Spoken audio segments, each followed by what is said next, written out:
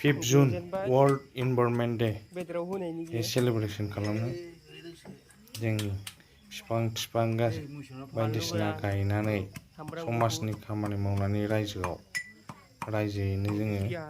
बेदर फिसा जालायलायदों आरो गामिनिनो मोनसे न'खराव संनाय खावनाय जाबाय जाबाय आरो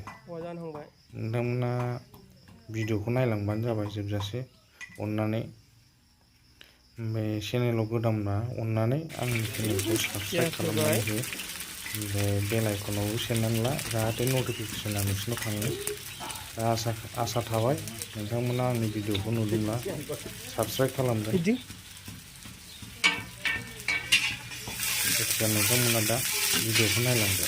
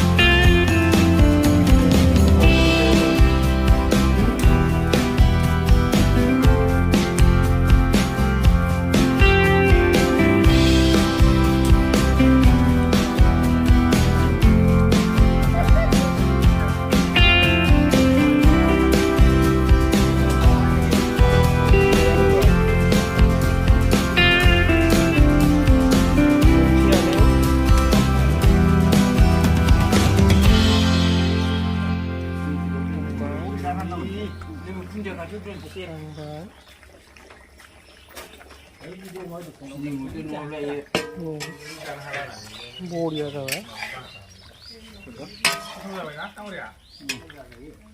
ग्रेट एक्सपार्टखा बिथाङा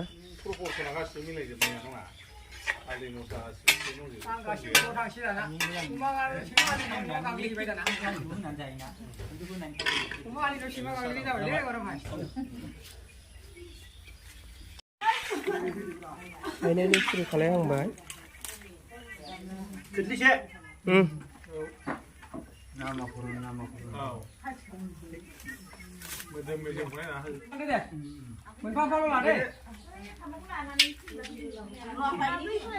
सासे रानना हरदो सासे हरदो माखासे आदिवासिनथ'आ स्प्रे लोंनो होना फैदो ओइ मा फैदो ओइ आबौ स्प्रे लोंहोनदोंमोन ओरै फै माजा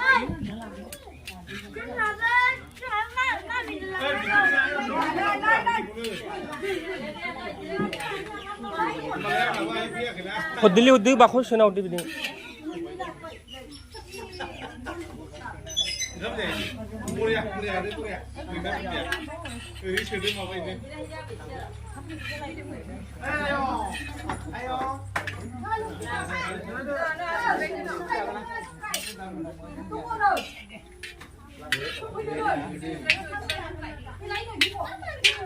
Abo थांबायसो नामा बेलाय ओरै फै लोंनो होनलाय हा माजा दं माजा